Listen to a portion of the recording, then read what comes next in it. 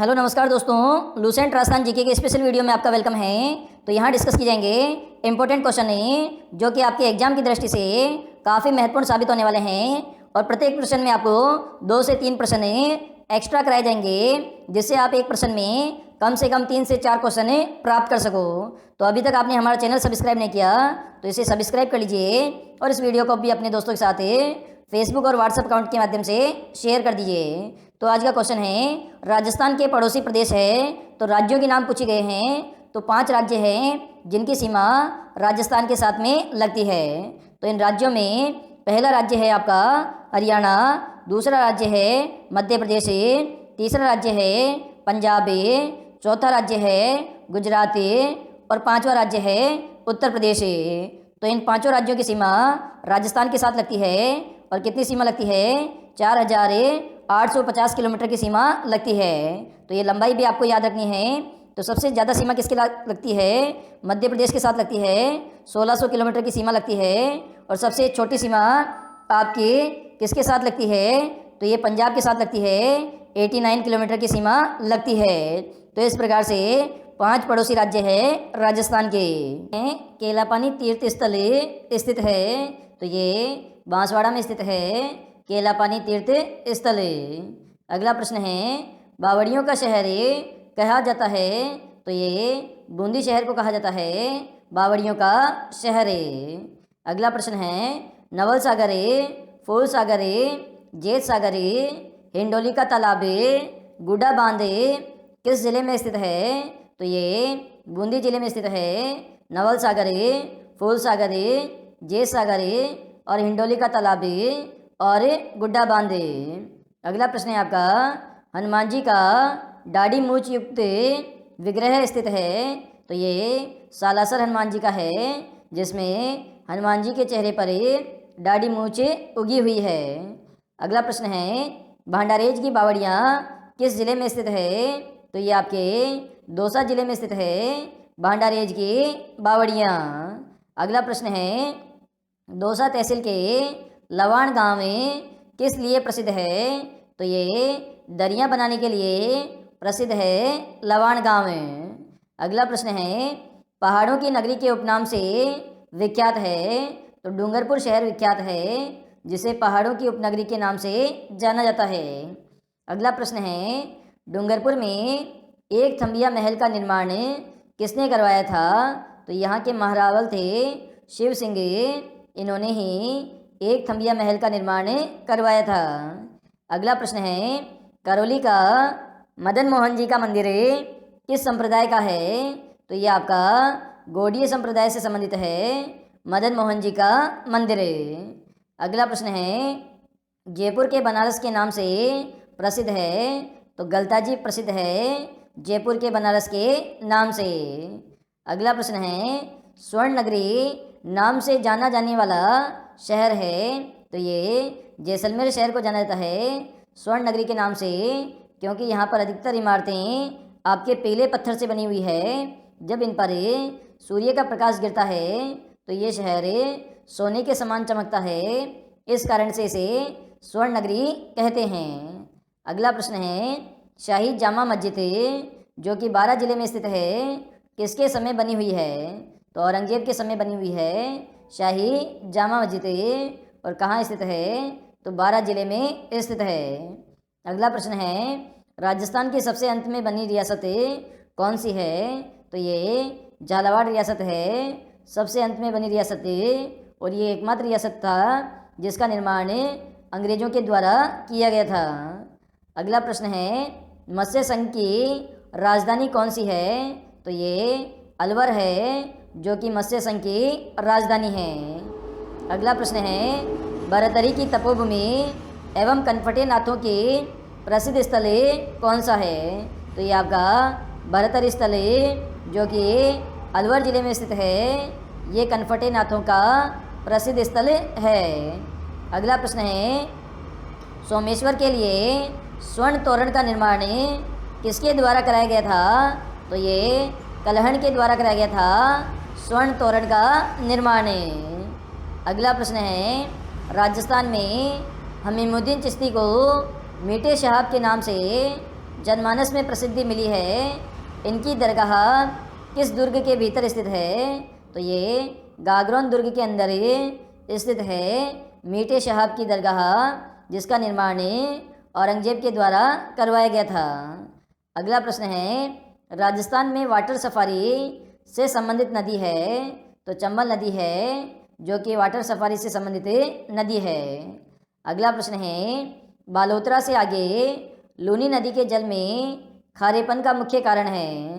तो इसमें लवणीय मिट्टी की अधिकता होने के कारण लूनी नदी का जो पानी है बालोतरा से आगे जाने पर खारा हो जाता है, और बालोतरा से पहले लूनी नदी का पानी मीठा रहता है।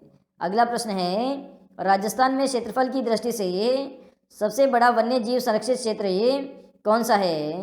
तो ये मरीभूमि राष्ट्रीय उद्यान है, जो कि जैसलमेर और बाड़मेर जिले में फैला हुआ है। ये सबसे बड़ा वन्य जीव संरक्षित क्षेत्र है। अगला प्रश्न है, राजस्थान में कपास उत्पादन वाले महत्वपूर्ण जिले हैं? तो 2 जिले हैं, हनुमानगढ़ और गंगानगर, जहाँ पर सबसे ज़्यादा अमेरिकन कपास का उत्पादन होता है। अगला प्रश्न है, राजस्थान में प्रवाहित होने वाली कौन सी नदी हिमालय की शिवालिक पर्वत श्रेणियों से निकलती है? तो ये गग्गर नदी है, जो कि हिमालय की पर्वत श्रेणियों से निकलती है। अगला प्रश्न है, दिल्ली के लाल किले की तर्ज पर बना हुआ राजस्थान का किला है? तो ये नाहरगढ़ का किला है, जो कि लाल किले की तर्ज पर बनाया गया है। और इसके अलावा एक नाहरगढ़ का किला जयपुर में भी है, इसे भी आप नोट कर लीजिए। अगला प्रश्न है, मुगल बादशाह अकबर ने मिर्जा राजा की उपाधि किस राजपूत राजा को दी थी? तो ये मानसिंह को दी थी। अकबर ने मिर्जा राजा की उपाधि और इसके अलावा फरजंद की उपाधि भी मानसिंह को दी थी।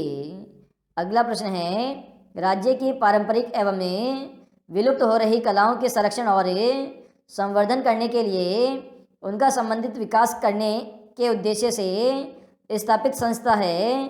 तो ये भारतीय लोक कला मंडल है, जो कि उदयपुर में स्थित है। ये आपके पारंपरिक और विलुप्त हो रही कलाओं के संरक्षण और संवर्धन का कार्य करती है। अगला प्रश्न है, राजस्थान साहित्य अकादमी स्थित है? तो ये उदयपुर शहर में स्थित है साहित्य अकादमी। अगला प्रश्न है, जागती ज्योत पत्रिका का प्रकाशन किया जाता है? तो ये राजस्थानी भाषा साहित्य एवं संस्कृति अकादमी बीकानेर के द्वारा किया जाता है। जागती ज्योत पत्रिका का प्रकाशन है। अगला प्रश्न है आपका, अहिरवाटी बोली राजस्थान के किस क्षेत्र में बोली जाती है? तो ये बहरोड, मंडावरे और कोटपुतली, इन क्षेत्रों में अहिरवाटी बोली जाती है, और इसमें प्रमुख रूप से अलवर के क्षेत्र आते हैं। अगला प्रश्न है, राजस्थानी भाषा का सबसे समृद्ध साहित्य है? तो ये आपका चारण साहित्य है, जो कि सबसे समृद्ध साहित्य है। अगला प्रश्न है, मरु भाषा को ही कहा जाता है? तो इसे ही मरुवाणी या मारवाड़ी के नाम से जाना जाता है, मरु भाषा को। अगला प्रश्न है आपका, राजस्थान में पोथी घर अध्ययन केंद्र किस देश की सहायता से खोले गए हैं? तो ये जापान देश की सहायता से खोले गए हैं पोथी घर अध्ययन केंद्र। अगला प्रश्न है आपका, राजस्थान में बोलियों का वैज्ञानिक अध्ययन करने वाला पहला विद्वान कौन था? तो G.A. ग्रियर्सन था, जिसने सबसे पहले बोलियों का वैज्ञानिक विभाजन कर इस पर किताब लिखी थी। अगला प्रश्न है आपका, गिरधर आसिया द्वारा लिखित डिंगल भाषा का ग्रंथ है? तो ये संगत रासो है, जो कि गिरधर आसिया का ग्रंथ है, और ये डिंगल भाषा में लिखा गया है। अगला प्रश्न है आपका, बजरंग पशु मेला लगता है? तो ये बाड़मेर जिले में लगता है बजरंग पशु मेला। और सबसे ज़्यादा पशु मेले कहाँ लगते हैं? तो नागौर जिले में सबसे ज़्यादा पशु मेले लगते हैं। अगला प्रश्न है, LP टेसीटोरी संबंधित है? तो ये आपके चारण साहित्य से संबंध है LP टेसीटोरी का। अगला प्रश्न है, निम्नलिखित में से कौन से मारवाड़ी की उपबोली नहीं है। तो ये आपके नागरचौल है जो कि मारवाड़ी की उपबोली नहीं है। अगला प्रश्न है, राजस्थान की बोली और क्षेत्र के संबंध को ध्यान रखते हुए निम्नलिखित में से कौन सा युग्म गलत है उसकी पहचान करनी है। तो टोंक में ढूंढाड़ी बोली जाती है, बिल्कुल सही है। करौली में मेवाती बोली जाती है, बिल्कुल सही है। बारा में हाड़ौती बोली जाती है, बिल्कुल सही है। लेकिन पाली में बागड़ी बोली जाती है, ये ऑप्शन आपका गलत है। अगला प्रश्न है आपका, बाटाड़ू का कुआं जिसे रेगिस्तान का जल महल कहते हैं किस जिले में स्थित है। तो ये आपका बाड़मेर जिले में स्थित है बाटाड़ू का कुआं। अगला प्रश्न है, साइबेरियन सारस के लिए प्रसिद्ध है। तो ये केवलादेव पक्षी अभ्यारण्य है जो कि साइबेरियन सारस पक्षी के लिए प्रसिद्ध है। अगला प्रश्न है, फड़ चित्रण के लिए विश्वविख्यात है। तो ये शाहपुरा क्षेत्र है जो कि फड़ चित्रण के लिए विश्वविख्यात है। अगला प्रश्न है, राज्य की प्रथम लोकतांत्रिक सरकार का गठन किस रियासत में किया गया था। तो ये शाहपुरा रियासत में किया गया था प्रथम लोकतांत्रिक सरकार का गठन। अगला प्रश्न है, रामपुरिया हवेलियाँ जो कि मुगल, यूरोपीय और हिंदू शैली के समन्वय में देखने को मिलती है किस जिले में स्थित है। तो ये बीकानेर जिले में स्थित है रामपुरिया हवेलियाँ।